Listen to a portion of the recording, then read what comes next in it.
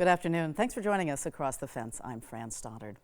Vermont farmers will be at the forefront of plans by the state of Vermont that are designed to improve water quality and soil health, and also increase carbon storage and stormwater storage capacity. As with various types of legislation, it is a bit complicated. So let's start with the name. It's called Payment for Ecosystem Services. The program is premised on the idea that actions that improve ecosystem services should be economically quantified and rewarded.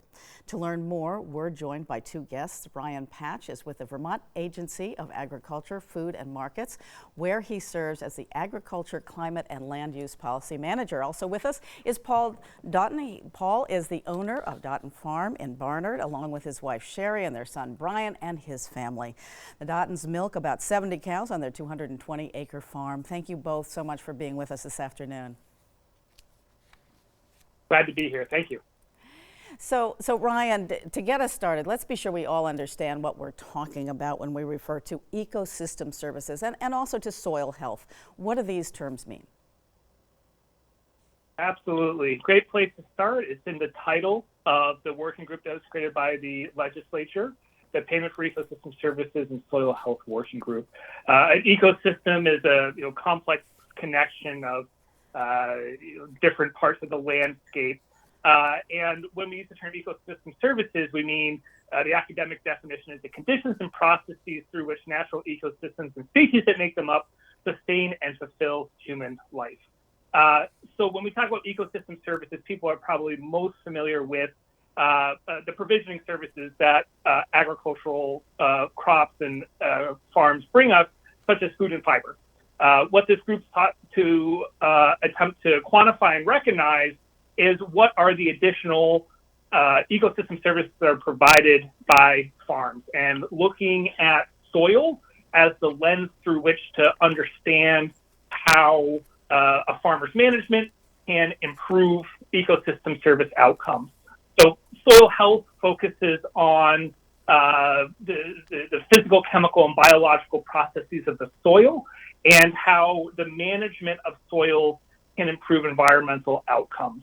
And so thinking about the soils as a sponge, and when they're managed with cover crops or no-till or rotational grazing or good nutrient management, those soil conditions can be improved, and those benefits can lead to a more resilient soil in the face of a changing climate because the glues and the organic matter in the soils are better stewarded and able to withstand precipitation and other changes in the weather.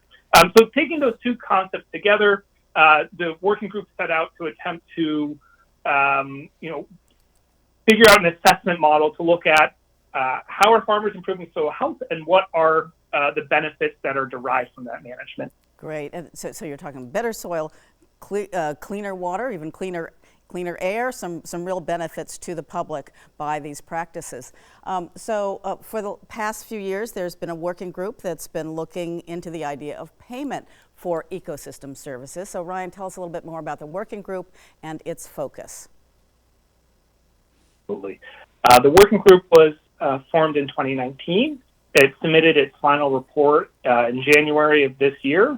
And so the recommendations are out.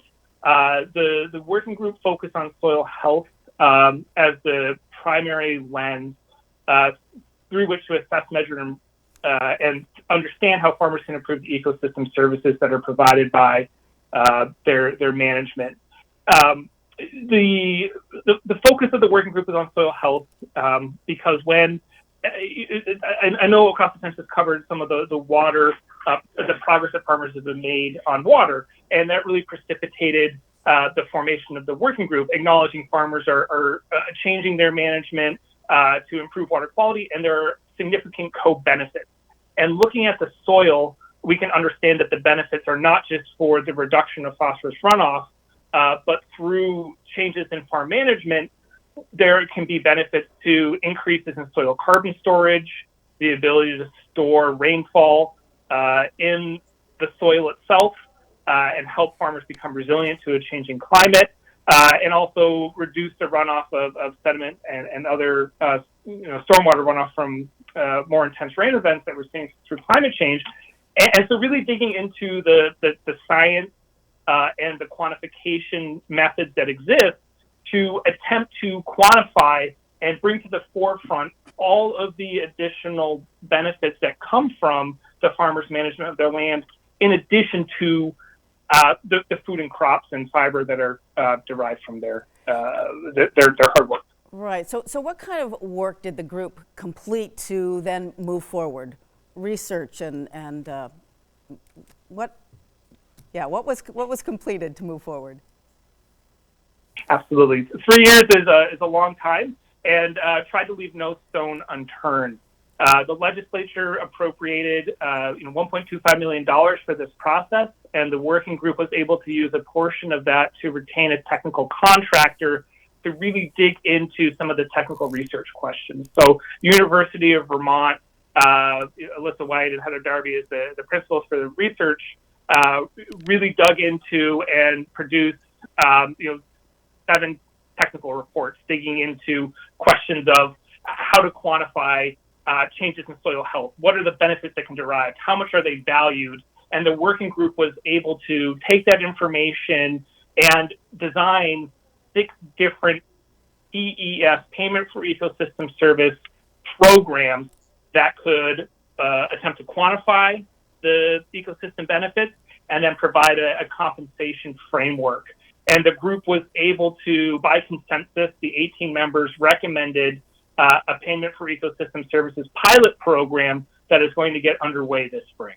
And there is one pilot program that was recommended by the group. Absolutely. Yes. It took a long time and looked at a number of different mechanisms, but in the end, they recommended a state-federal partnership program that will focus on the whole farm in addition to the areas that grow food and crops. Great. So I'd like to get to Paul and bring him into the discussion. You have a working dairy, and you served on this working group. Tell us about the recommended pilot program and why that was chosen. First, I want to correct you. My last name is Doughton, not Doughton. Doughton. I'm so sorry. Thank you for that correction. Doughton. I know in the state, and they would correct me. I should have asked. Thank you so much. No problem. So tell us about the pilot program. Go ahead. The pilot program is an enhancement of the NRCS, Natural Resources Conservation Service, Conservation Stewardship Program. Mm-hmm.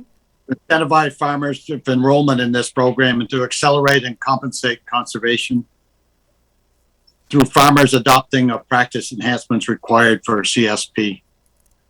Essentially, farmers are doing this now, and we want to make sure they get paid to do it. Sure.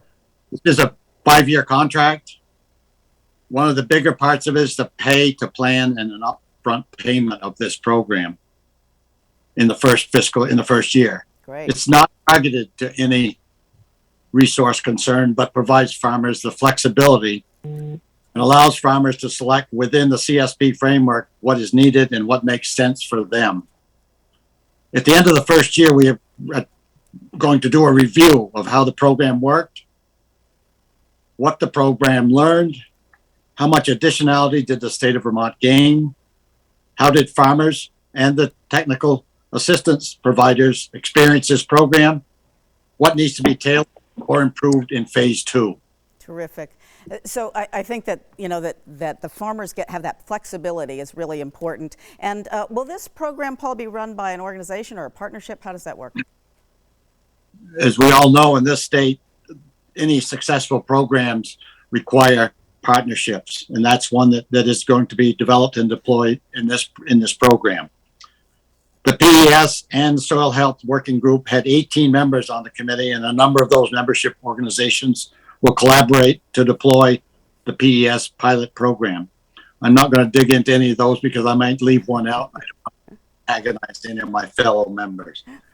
The 2 main groups that are overseeing it, as Ryan mentioned, are the NRCS Vermont, which runs the CSP program right now, and farmers will need to sign up with NRCS to be eligible for the PES pilot program. And as Ryan mentioned, the Vermont Agency of Agriculture, Food and Marketing will run the PES pilot and provide technical assistance funding to qualify organizations to provide education, outreach, and technical assistance. The partnership organizations will support farmer application enrollment in CSP, as well as navigation of the PES pilot supplemental program. So Paul, just describe briefly the role of the farmer in the development of this Payment for Ecosystem Services pilot program. You included. Well, yes, farmers, specifically the 3 farmer watershed groups, which brought this concept and approach to the legislature, kicked this whole planning process off in 2019. Multiple farmer stakeholders participated in this working group and the pilot and provided feedback in how the pilot will run in the first year of its employment. Terrific. And so Ryan, what do farmers need to know about the pilot program rollout and how to get involved? Absolutely. This program is ready to launch this year. Farmers will need to visit their USDA Natural Resource Conservation Service field office and learn more about the Conservation Stewardship Program, and they'll have to sign up for the CST program. There is another round that's open that will run through April 21st of 2023. And there was a prior sign-up round at the close of 22, and so those farmers will be eligible as well. So the Agency of Agriculture, on behalf of the PES Working Group, will be administering the pilot PES pilot program. And so once a farmer signs up for CSP, the Agency of Agriculture will open the application process for the supplemental PES program that will be available in June of 23. So first step, contact your USDA field office. Otherwise, reach out to the Agency of Agriculture. They can give me a call or send me an email, 802-272-0323 or ryan.patch@vermont.gov. Okay, there is the number to call for help, for questions about this. It's complicated, but it's fantastic. Ryan and Paul, thank you so much for joining us today and explaining this terrific program that has so much support. Thanks so much. Appreciate your interest. And once again, thank you for joining us across the fence. I'm Fran Stoddard. Stay well.